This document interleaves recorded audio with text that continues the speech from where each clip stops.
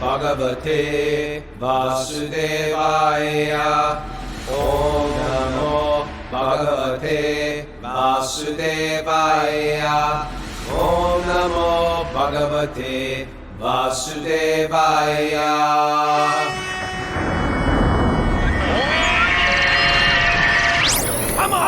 Live from Super Soul Farm, this is our Wisdom of the Sages, a daily yoga podcast with your host, Raghunath, and co-host and bestie and senior educator at the Bhakti Center in New York City, Kaustubha. Welcome to our show. Welcome to the Srimad Bhagavatam, and happy Easter. Happy Sleep-In Sunday. We're starting our shows at 8 o'clock on the weekends to attract the Californians. Welcome, Californians. Anybody, basically, we're considering Tucson, Phoenix, Las Vegas are sort of on the show today too. We're considering you all Californians because you can't wake up that early. I hope you guys are having a good Easter morning. It's like a hopping household here on Easter. Did you have an Easter egg hunt or that kind of thing? That happens right after the show, the Easter Okay. egg. We have some candy in the egg. The Easter bunny goes, throws them in the front yard. You don't have any bunny rabbits on your farm, do you? Not that we keep, but there's rabbits. There's wild ones? Yeah, everywhere. Or they go I for know. your garden? Well, the cats go for the bunny rabbits, actually. Okay. That's why you don't see If you rabbits. ever want to learn about what material exists, if you have any romance about nature, let me puncture that bubble for you right now. It's hell out there. Yeah, it's hell out there. All you got to do is go to one of my favorite Instagram things that I follow called animal.attacks. And all the romance and the nature, the beauty of nature will be like crushed immediately. And you'll start to realize that everything in the world is trying to kill everything. And it's not a pleasant existence. And if you actually, as crazy as that sounds, it's meditations like these that I find like make me realize like, oh, this is what the material world is. It's all like everything's trying to kill everything. And it actually keeps me very sober about the material energy, to realize like, oh, I get it. I'm just like them.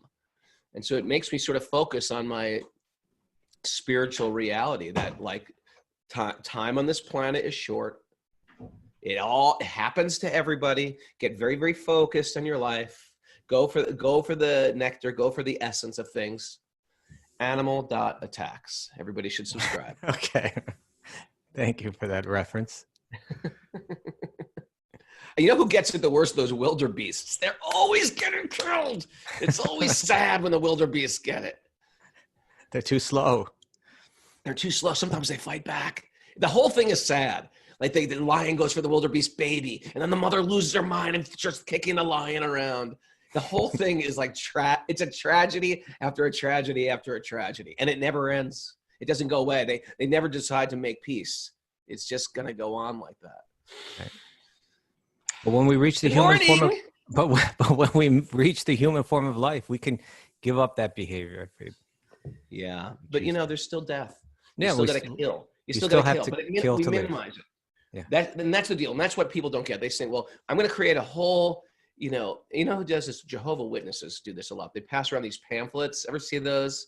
It's like it's like we'll create peace, and they're like humans are hugging a panda, and it's on the material world. We just say we're going to minimize violence, but violence still exists.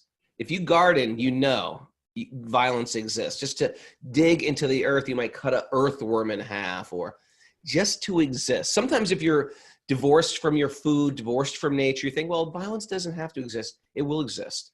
And it's minimal. You can minimize it. And that's what we try to do in Bhakti-yoga. We try to minimize it. You're not going to be able to not kill things. Once you get in a car, you're killing something, So we minimize it. And we try to make our activities in service of Krishna.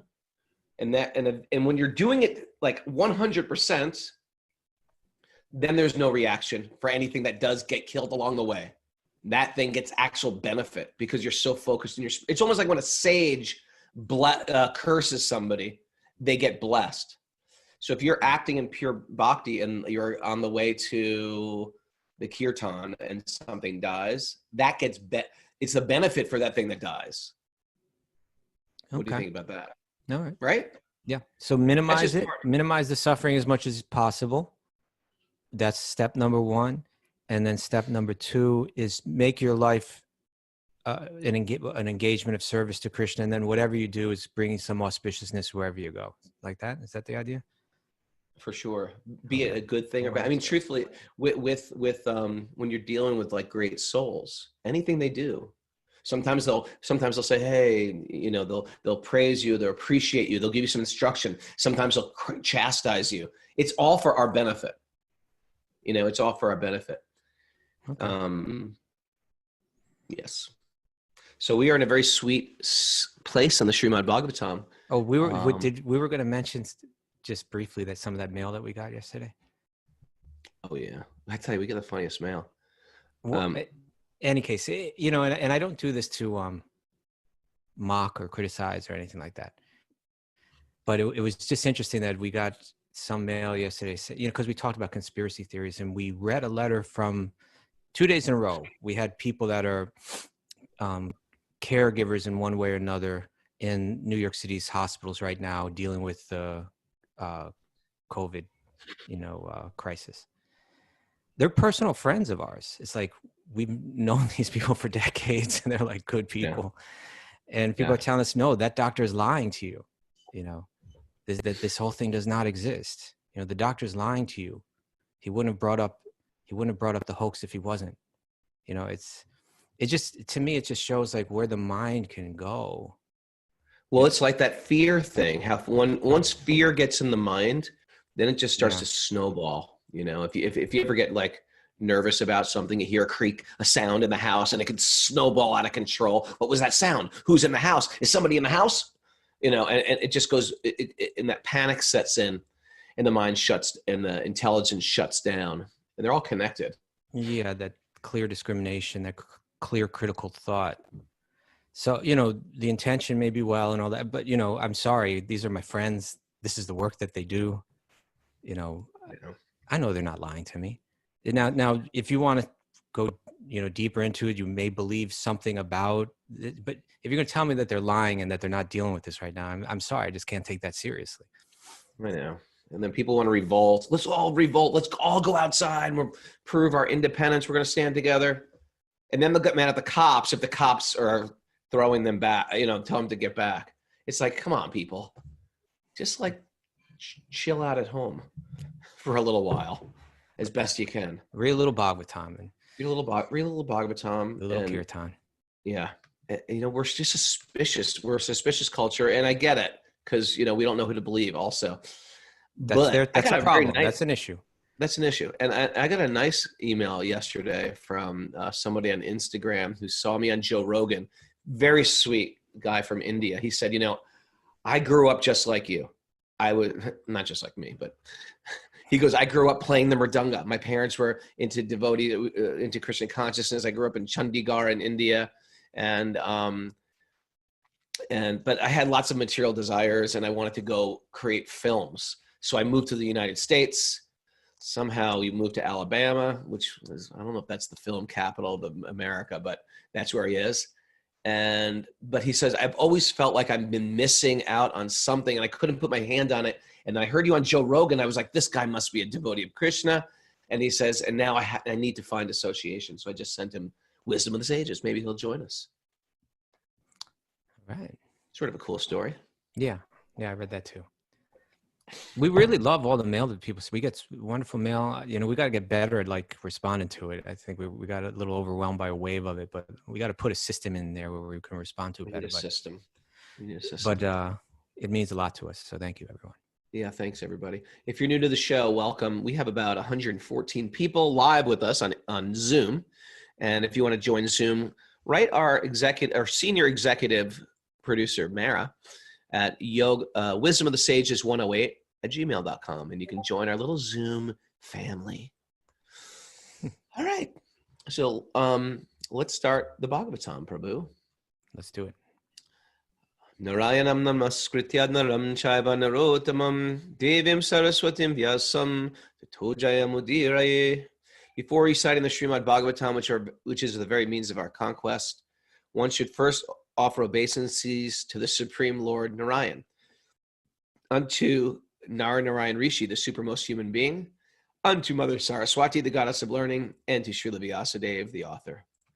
Nasta prayeshva badreshu nityam bhagavat sevaya bhagavati uttama shloke bhaktir bhavati naishtaki. By regular attendance in classes in the Bhagavatam and by rendering service to the pure devotee, all that is troublesome to the heart will become vanquished in loving devotional service to the Supreme Lord, whose praise with transcendental songs will be established in the heart as an irrevocable fact. Om Jnana Tamarandasya Gyananjana Shalakaya Chaksurunmilitam Yena Tasmai Shri Gurave Namaha. We're reading from the Srimad Bhagavatam, Canto 1, Chapter 9, Text 31. And speaking of death, did we leave off? Beautiful death here, though. Yeah, beautiful death. And that's another thing about the pure souls. Pure souls make even tragedies magical.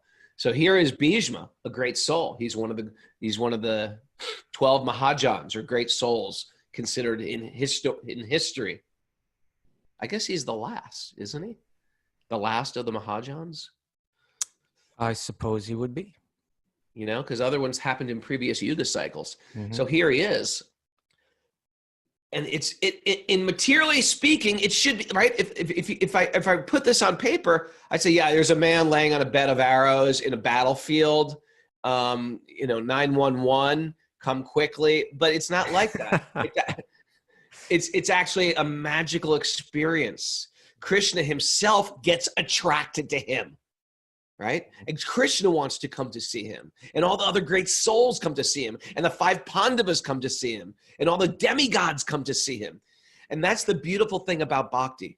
When you have bhakti in your life, whether the good things or bad things happen, it all becomes good. It all just like people say, it's all good. It actually is all good. It actually is all auspicious. And it affects everybody who's, imagine being there, witnessing that, seeing a great soul leaving their body. Unbelievable. And you know what I was thinking was the invocation prayers that you just chanted, speaking about the Supreme Lord who's praised with transcendental song, becomes established as established within the heart as an irrevocable fact. So now we're going to hear those transcendental songs. You know, we heard them earlier from Kunti, just last chapter. He's praised with transcendental songs. So Bhagavatam is just full of these transcendental songs. Kunti was praising him last chapter. Now Bhishma is going to praise him this chapter. They each have a different rasa, a different feeling toward. They each have love. They each have insight. You know, but their love is in each one of is a different flavor. And with Bhishma, he's got that chivalrous flavor, you know, as a warrior. And now we get to hear prayers coming from his point of view, you know. And they're really nice. They're beautiful poetry, actually, and full of insights. Okay, I'm not going to do the Sanskrit. By pure meditation, I tried there for a moment. By pure meditation, looking at Lord Sri Krishna, he at once was freed from all material inauspiciousness and was relieved of all bodily pains caused by the arrow wounds. Thus, all the external activities of his senses at once stopped, and he prayed transcendentally to the controller of all living beings while quitting his material body. What a way to go. Yeah, pure meditation, vishuddhaya dharanaya, purified meditation. His mind is, there's nothing external, nothing material that's corrupting it even slightly at this point, right? It's fully absorbed in Krishna. Mm. And it relieves him of all his pain. Even he has, hundreds of arrows through his body. It relieves him of all material inauspiciousness, relieves him of all bodily pain. Like this one. His external activities of his senses were stopped. So he's in completely spiritual consciousness. I like this purport. The material body is a gift of the material energy. Isn't that a great way to put it? It's a gift. It's not even yours. I'd like to think, well, this is my body. Actually, it's not. Isn't that interesting to think of it like that? Yeah, no. Give it to us for some time.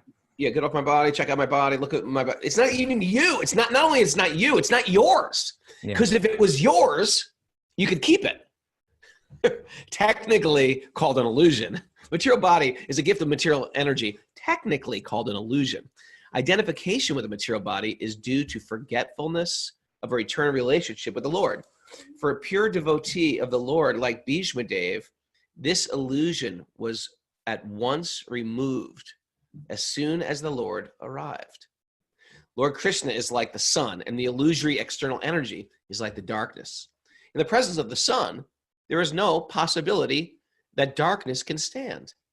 Therefore, just on the arrival of Lord Krishna, all material contamination was completely removed, and Bhishma Dev was thus able to be transcendently situated. Don't touch the table, because it makes noises. I got a 6-year-old just snuck in the room. Transcendently situated by stopping the activities of the impure senses in collaboration with matter. So cool. Why don't you continue reading? Because I've lost my spot. The soul is originally pure, and so also the senses. Okay, so we're pure by nature, but not only us, but the soul actually has the ability to perceive, to see, to hear, to feel, etc. So the soul is originally pure, and so also the senses. So these senses that we get are kind of like external attachments, but the soul by nature can perceive. The soul is originally pure, and so also the senses. By material contamination, the senses assume the role of imperfection and impurity. So when we engage our external senses with the material energy, they become corrupted. By material contamination, by revival of contact with the Supreme Pure, Lord Krishna, the senses again become freed from material contamination. So it's a question of what we associate our senses with. Bhishma Dev attained all these transcendental conditions. By material contamination, the senses, by revival. Okay, Bhishma Dev attained all these transcendental conditions prior to his leaving the material body because of the Lord's presence. The Lord is the controller and benefactor of all living beings. That is the verdict of the Vedas. He is the supreme eternity and living entity amongst all eternal living beings. I think that's referring to Nityo Nityanam Chaitanya Chaitananam. It was a nice book. And he alone provides all the necessities for all kinds of living beings. Thus, he provided all facilities to fulfill the transcendental desires of his great devotee, Bhishma Dev, who prayed as follows. And here come Bhishma Dev's prayers. Come on, Bhishma. Krishna, that's the name for Krishna, Ultima Sloka, which is, Ultima Sloka is praise with transcendental songs. Bhishma Dev said, let me now invest my thinking, my feeling, my willing, which were so long engaged in different subjects and dharma and occupational duties, in the all-powerful Lord Sri Krishna. He is always self-satisfied, but sometimes, being the leader of the devotees, he enjoys transcendental pleasure by descending to this material world, although from him, only the material world is created. From him only, the material world. From him only, I'm sorry. From him. Only From the him material only. world is created. No, he creates... only the material world? Although from him only, the material world is created. Let's just read this purport a little. Because Bhishma Dev was a statesman, the head of the Kuru dynasty, a great general and leader of Kshatriyas, his mind was strewn all over so many subjects, and his thinking, feeling, and willing were engaged in different matters. Now, in order to achieve pure devotional service, he wanted to invest all powers of thinking, feeling, and willing entirely in the Supreme Being. Lord Krishna, he is described herein as the leader of all the devotees and all-powerful.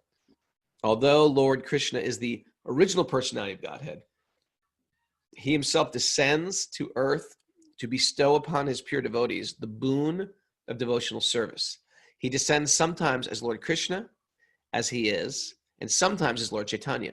Both are leaders of pure devotees. Pure devotees of the Lord have no desire other than service of the Lord, and therefore they are called sattvata. The Lord is the chief amongst such sattvatas. Bhishma Dev, therefore, had no other desires. Unless one is purified from all sorts of material desires, the Lord does not become one's leader. You like that? Well, yeah. I mean, in other words, it's saying leader. You know, how we interpret that word is, you know, but I think it becomes clarified in that sense. Unless one is purified of all sorts of material desires, the Lord does not become one's leader. What am I going to be led by? Am I going to be led by my senses? Or am I going to be led by the absolute truth personified, you know, in the form of, you know, in the beautiful form of Sri Krishna? I become led by that, you know, and that brings, you know, and all that is good in me manifests externally through that. I'm going to go on. Is that okay? Please. I mean, I'm going to go on with it to the next verse. Oh, next verse. Okay, sure. Sri Krishna is the intimate friend of Arjuna. He has appeared on this earth in his transcendental body, which resembles the bluish color of the tamal tree. His body attracts everyone in the 3 planetary systems, upper, middle, and lower. May his glittering yellow dress and his lotus face, covered with the paintings of sandalwood pulp, be the object of my attraction. And may I not desire fruitive results. You know what's interesting, Kaustubha? Yeah. Tell me if you think that, have you ever had this realization? You know, sometimes, you know, when I was younger, I used to visit different like yoga societies. And I don't mean like yoga, a physical yoga school, like different ashrams. But they didn't necessarily teach that. They didn't necessarily teach the Bhagavan conception of God. It was sort of like, it's all God. We're all God. God is light. Sort of like very impersonal conceptions of the absolute. Okay. And I found, and I don't know if this is true or not, but this was just like you can tell me what you think. I found everybody was so like pleasant and sattvic and calm and, you know, self-controlled. At least that's how it appeared. But in Bhakti, I found that in Bhakti, Krishna is all attractive and he attracts all different types of people. Like sometimes he attracts those very sattvic people, very I'm choking on my chai. I made chai this morning and I got a peppercorn in my throat. Sometimes he attracts very sattvic people. He attracts very sattvic people. And then, but he also attracts like crazy people, bizarre people, rajasic people, you know, excited people. Krishna's all attractive. And the type of people I met staying in a Krishna ashram, it wasn't all of these like very sattvic people. It was a whole, you know, mixed bag of all different types of people. What do you think about that? Is that just me seeing it like that? Krishna's all attractive. I'm sure there's some truth to it. My guess is that if you spend more time in those other ashrams, you'd see the other qualities come out in the people too. All right. I'm not sure. Shot down my whole theory. Okay. No. Right. But what I think. Well, you asked me. You didn't ask me to support your theory. Yeah. I wanted you to back me there. No, but what I think, what I'm going to say, which I think relates to maybe what you're saying, is that I think because on the path of bhakti, we're not necessarily. I don't want to say this, but in a sense, we're not fed the idea that we're meant to become externally. What's the word? Like, I don't know if externally sattvic is what I want to say, but like stereotypically sattvic, you know? Right. But that your all of your emotions and your personality can be engaged like that. And so perhaps there's less trying to play that role. When right, I gotta think this theory through. Then I'll come back to you. Okay, we'll work on it. Maybe I'm off. No, I'm not saying you're off at all. No, I'm not. Maybe I am. Maybe it's not a valid theory, but that's how my guess is it's probably part of the explanation, you know. He is all attractive. I mean, he attracts everybody. He attracts everyone, yeah. I mean, I've met some incredibly functional, thoughtful, deep, spiritual people. I've also met like criminals, like that love, like full-blown criminals that just like, I love Krishna. I We don't got know a what lot to of do. criminals, actually. What's that? We got a lot of criminals. I love a lot of saints. I know a lot of criminals. Yeah. I met a guy who was actually a bank robber. I That's met a a man devotee? who's That's a a devotee. Bhakti-yogi? A devotee bank robber. What? It's true. It's unbelievable. And we didn't know it at the time. Though we found out later he was a bank robber. But he was a very sweet guy. He was it's crazy. I just say that Krishna has just said in this verse, Krishna is all attractive. It means he attracts everybody from higher planets to lower planets. Even impersonalists love Krishna. Like even in Vrindavan, you go to Vrindavan, there are impersonalists, full-blown Mayavadis. They don't accept Krishna's form, but they can't help but being attracted to Krishna Leela, to Krishna's pastimes, Krishna the butter thief. It's unbelievable. They may not understand it all correctly, but it attracts them. Yeah, I mean, look at Autobiography of a Yogi. Guy was he was not a bhakta per se. He was like a worshiper of Kali or some type of demigod, mystic. But he went to, have you ever read that? I read it, yeah. He went to Vrindavan in his childhood. Yeah, And and he didn't want to leave. He's like, I'm not going to leave. I'm not going to leave. And he had that, Vrindavan had that effect, that bhakti had that effect on him. I can't leave. And he had to get dragged back. And then he escaped and went back. We've met people like that, right? Yeah, for sure. Yeah. I mean, it's happened to us. True. But we came back. It's not like I'm a saint. I've got attracted to Krishna. And what happens is, no matter what your background is, Krishna hooks you, he catches you, and then he starts purifying you. He starts working on you.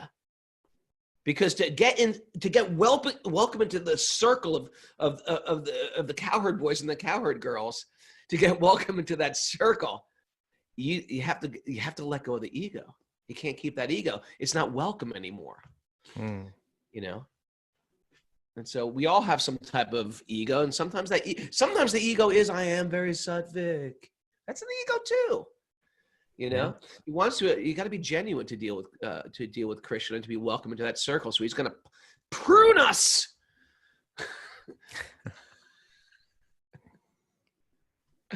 Okay.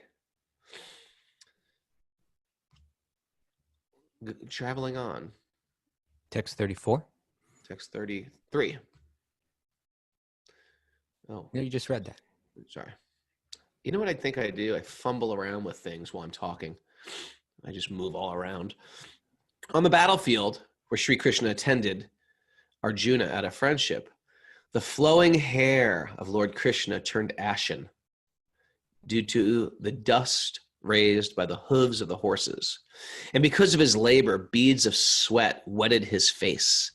All these decorations, intensified by the wounds dealt by my sharp arrows, were enjoyed by him. The wounds that Bhishma inflicted on Krishna were enjoyed by Krishna. Yeah. Let my mind go unto Sri Krishna. First of all, this scene is just too much, right? Bhishma Dev, this incredible warrior, incredible leader, incredible ruler. He's his a- line.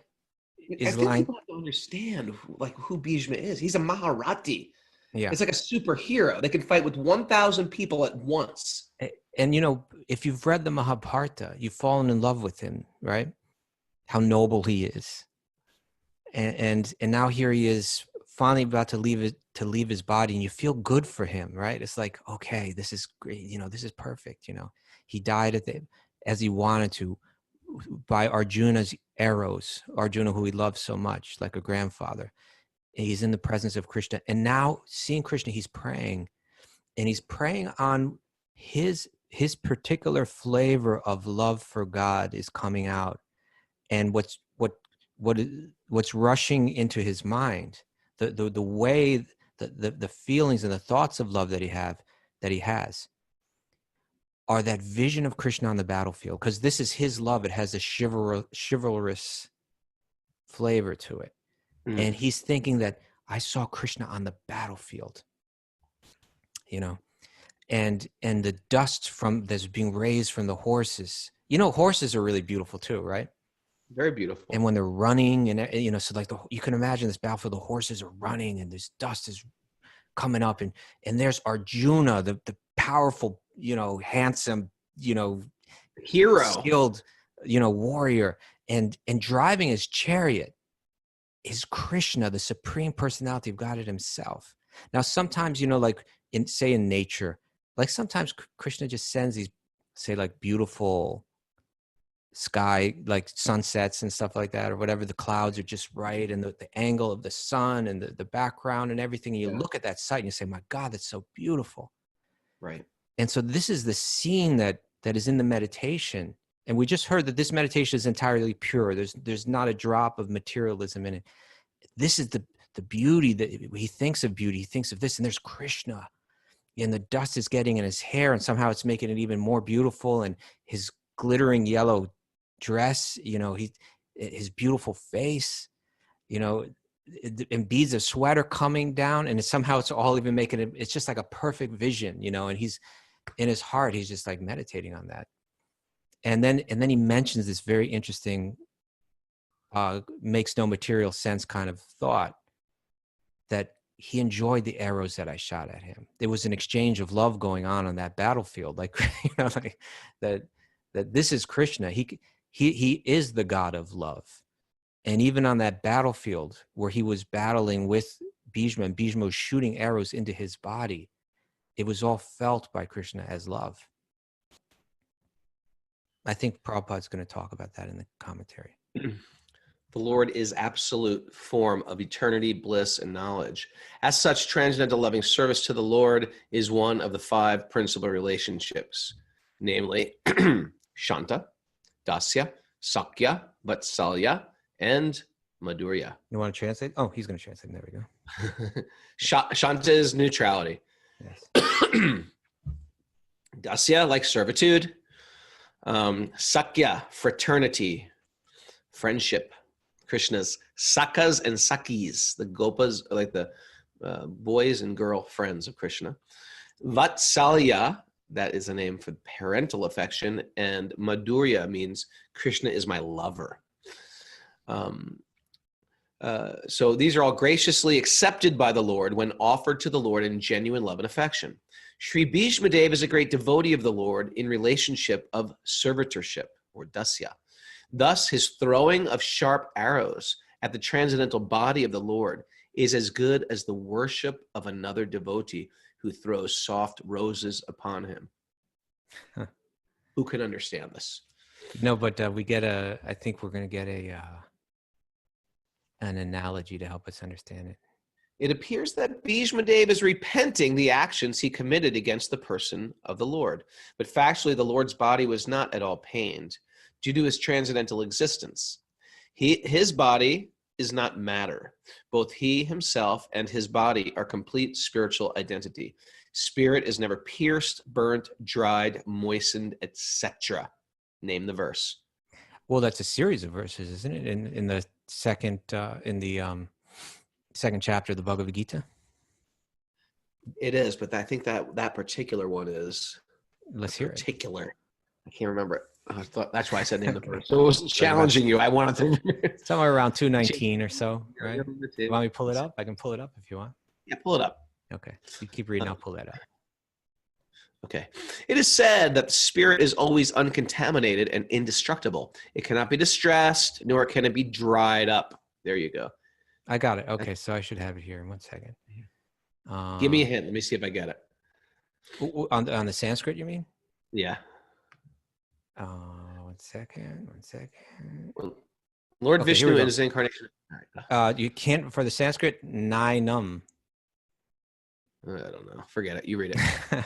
Nainam chitanti shastrani, nainam dahati pavakaha, na chainam kledayantyappo, na shoshayati marutaha. The soul can never be cut to pieces by any weapon, nor burned by fire, nor moistened by water, nor withered by the wind. This individual soul is unbreakable and insoluble and can neither be burned nor dried. He is everlasting, present everywhere, unchangeable, immovable, and eternally the same. Soul can't be dried. Can't be dried. That's so funny, isn't it? The soul Well, can't be you know, dried. I believe that each one of these is in relation to the various types of weapons that would be used on the battlefield. In these, like a mystic fire, weapons. like an Agni Yastra. There are fire fire weapons, there are water weapons, there are wind weapons. You know. Interesting. Okay. When Lord Vishnu in his incarnation appears before us, he seems to be like one of a conditioned soul, materially encaged, just to bewilder the asuras or the demons or the non-believers who are always alert to kill the Lord. Even from the very beginning of his appearance, Kamsa wanted to kill Krishna and Ravana wanted to kill Ram because foolishly they were unaware of the fact that the Lord is never killed. For spirit is never annihilated. Therefore, Bhishma Dev's piercing of the body of Lord Krishna is a sort of bewildering problem for the non-devotee atheists. But those who are devotees or liberated souls are not bewildered. Bhishma Dev appreciated the all-merciful attitude of the Lord because he did not leave Arjuna alone. Although he was disturbed by the sharpened arrows of Bhishma Dev, nor was he reluctant to come before Bhishma's deathbed, even though he was ill-treated by him on the battlefield. Bhishma's repentance and the Lord's merciful attitude are both unique in this picture. Now here comes the analogy. Sri Vishwanath Chakravarti Thakur. So you'll hear this name a lot when we read purports. He was a great previous master who did lots of commentaries. And when Prabhupada, who did this commentary, when he wrote his own commentaries, he would refer to older Srimad Bhagavatams and the older commentaries. And he didn't just come up with these commentaries on his own. He referred to what previous masters had said, and then he would update it for a contemporary audience. And so this is what Vishwanath Chakravarti Thakur said. A great acharya and devotee in the humor of conjugal love with the Lord remarks very saliently in this regard. So he's saying Vishwanath Chakravarti Thakur himself had the humor here, means like the flavor, you could say, of conjugal love with the Lord. That was his internal feelings. And so he's very qualified to remark on this. He says that the wounds created on the body of the Lord by the sharpened arrows of Bhishma Dev were as pleasing to the Lord as the biting of a fiancé who bites the Lord's what? Did I just read? Yes. Was that right? That's correct. College. Let me read that again. He says that the wounds created on the body of the Lord by the sharpened arrows of Bhishma Dev were as pleasing to the Lord as the biting of a fiancé who bites the Lord's body, directed by a strong sense of sex desire. A biting of a fiancé? In other words, lovers in the act of love sometimes bite one another. Gotcha. And okay. but in that setting, if Mike Tyson comes and bites you, right? Yeah, that's not a good thing, right? No, nobody likes that. But when your lover bites you, even they bite you so hard they leave a mark on your body, it's considered very pleasant and pleasing, and it's welcomed, right? Okay, I got it. So it was like a biting of a lover when he got so those shot by arrows, those arrows, just like a lover receives the bite from their loved one. And it's pleasing. So when Krishna received the arrows of Bhishma, it was like that for him.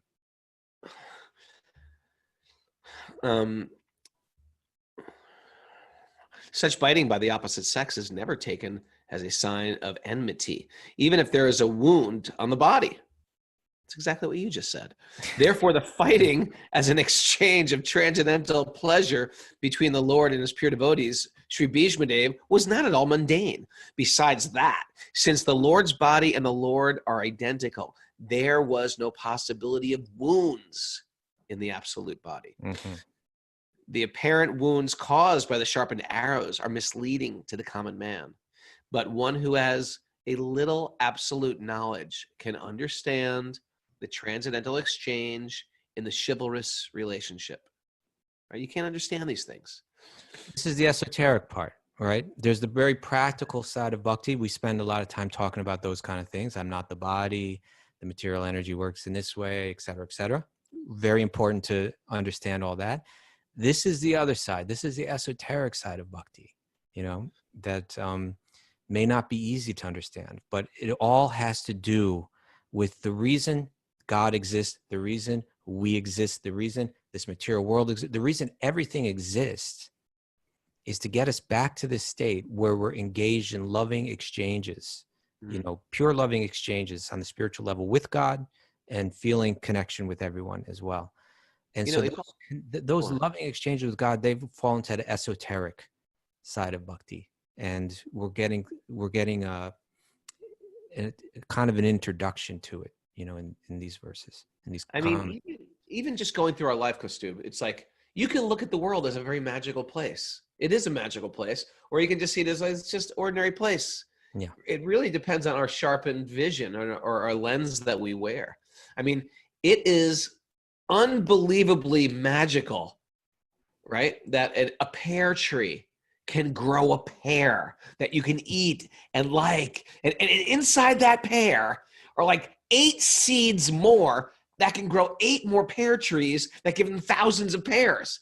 That should be on the cover of the New York Times. This just in, pears give pears forever. Like, it's magical. I mean, if you're really out there with fruit and like mango seeds, that is like such a magical thing that we overlook on a regular basis. I picked all these berries, and then the things just fall to the ground, and they start to grow underground and grow more berry bushes. It's unbelievable.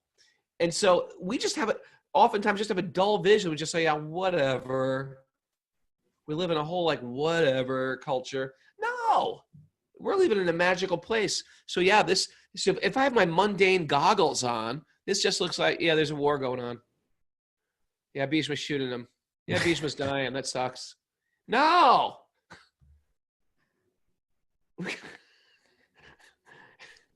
Anyway. Vishwanath Chakravarti Thakur is going to read it and understand so much more about what's happening here. Yes, yes. Besides that, since the Lord's body and the Lord's body are identical, there's no possibility. I just read that.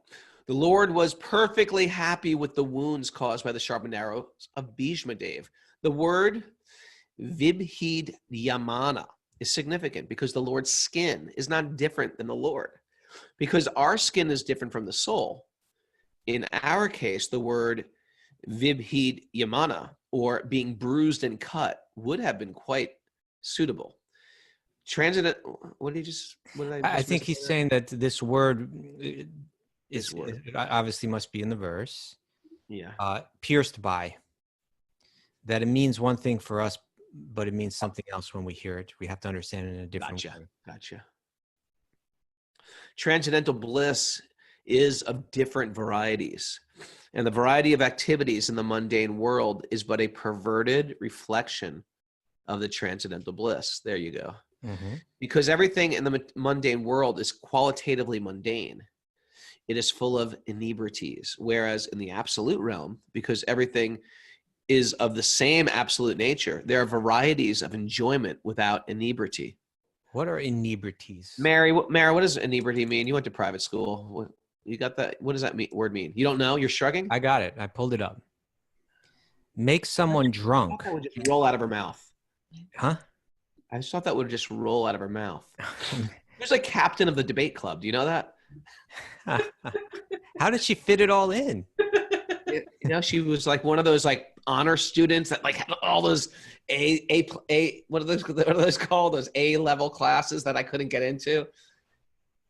College bound, university bound, leading chef in Columbia County.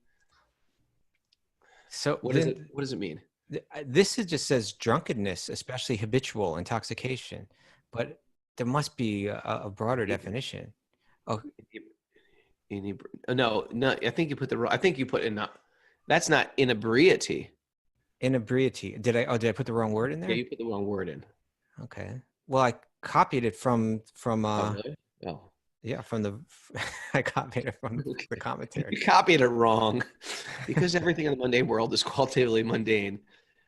Did you just make up a new word, inebriety or something like that? You're saying there are two different words that sound the same? I thought there was. Okay. Anyway, that's what it says. That's what I got. I'm going to check another dictionary because it seems like there's got to be more to it than that. Okay. The Lord enjoyed the wounds created by his great devotee Bhishma Dev because Bhishma Dev is a devotee in the chivalrous relationship. He fixes up his mind on Krishna in that wounded condition. Boom. All right. I'm not getting anything helpful here except drunkenness. It's okay. In obedience to the command of his friend, Lord Sri Krishna entered the arena of the battlefield of Kuruksetra between the soldiers of Arjuna and Duryodhana.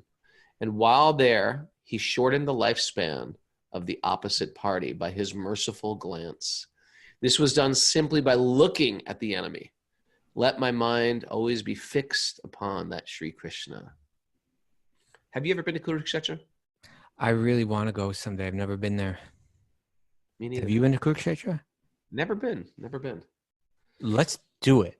Let's do it. That should be a wisdom. Kurukshetra and Namasharanya, where the Bhagavatam was spoken. Let's go to Namasharanya. This is what I want to do. Go to Namasharanya and read the Bhagavatam. Let's go to Ayodhya and read the Ramayana. And let's go to Kurukshetra and read the Bhagavad Gita. Yeah, that'd be great. What a great church. We should make that like a wisdom of the sages 2-week pilgrimage, right? Yeah. I had the opportunity to go to Naimisharanya once, and I let it slip through my fingers. We should go to Kuruksetra and ever see how they do, Bob Healy knows about this. They do Civil War reenactments. We can read the Bhagavad Gita. We could dress. Who are you going to be? I'll be Sahadev. That doesn't sound too arrogant if I say Sahadev. He was a Maharati. Sahadev was known as the handsomest of men. Oh, okay. I definitely wasn't. Not saying you're not. No, I definitely wasn't Sahadev. Who could I be? Maybe Hidimba, the Rakshasa warrior, demon warrior. Gatochika. Oh, Gatokach. That's right. Right. Gatokach, the sun. Who would you be? I would probably be Duryodhana.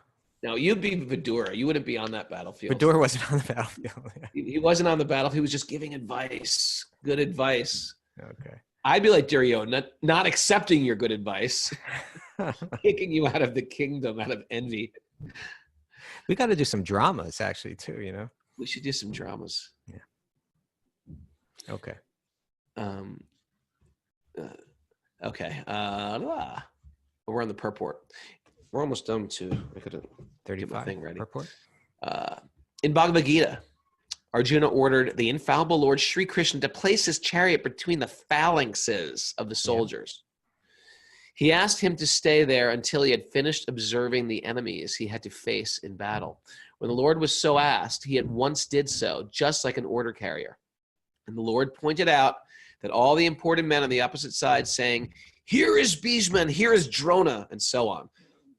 The Lord, being the supreme living being, is never the order supplier or order carrier of anyone, whoever he may be. But out of causeless mercy and affection for his pure devotees, sometimes he carries out the order of the Lord, carries out the order of the devotee like an awaiting servant.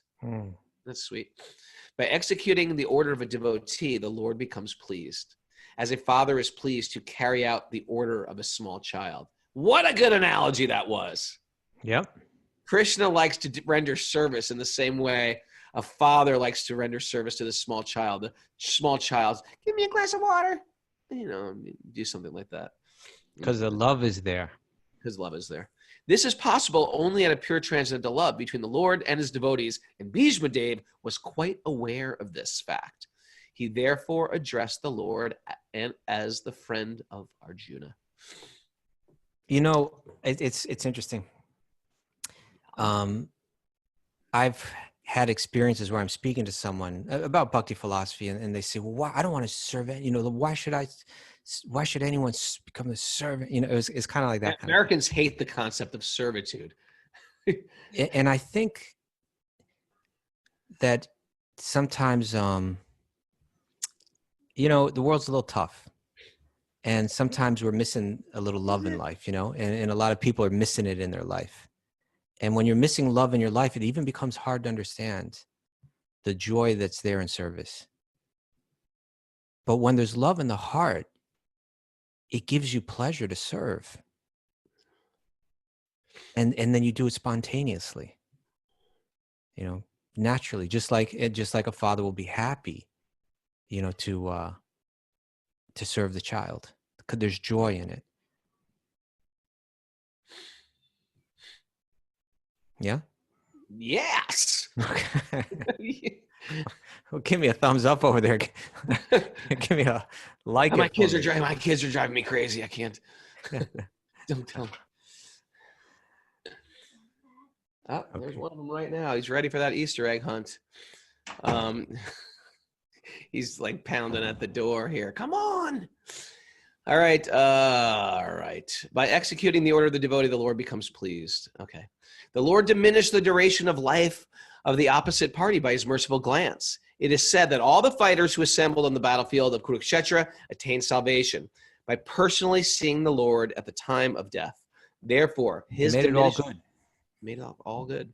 Therefore, his diminishing the duration of life of Arjuna's enemy does not mean that he was partial to the cause of Arjuna.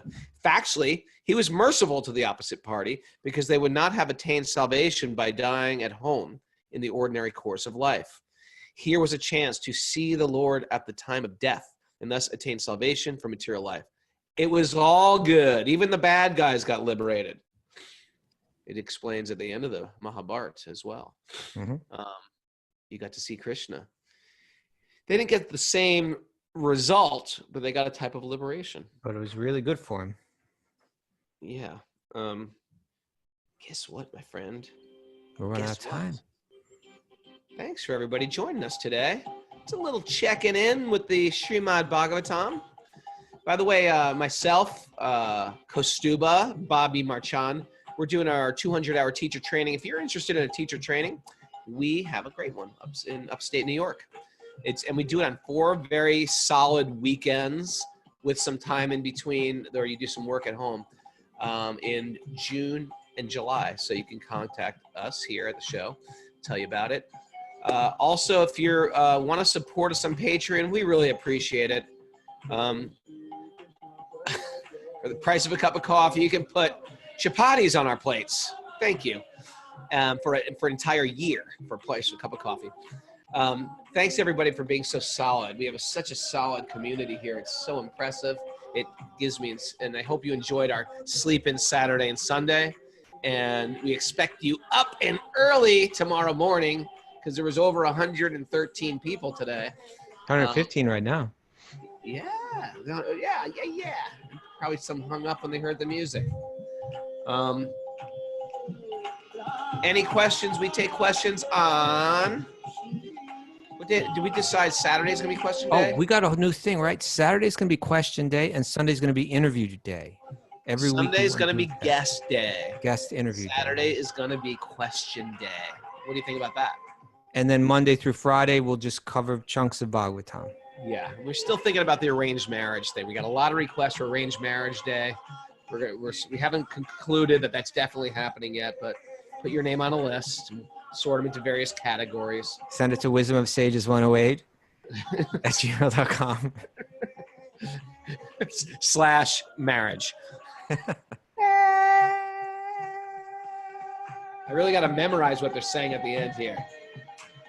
Okay, after this, we're going to do an Easter egg hunt, okay?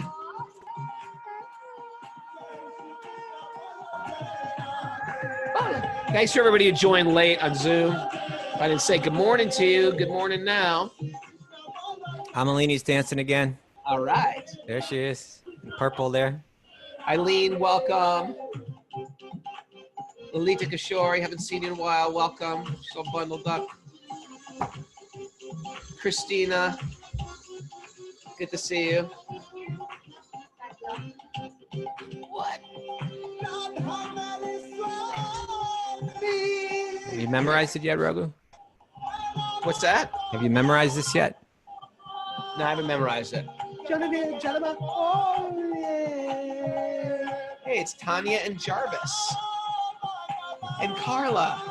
Let's start clapping our hands. Ready? Hey, Jai Ram, hey. Jai Shri Krishna, Bolo Jai Ram.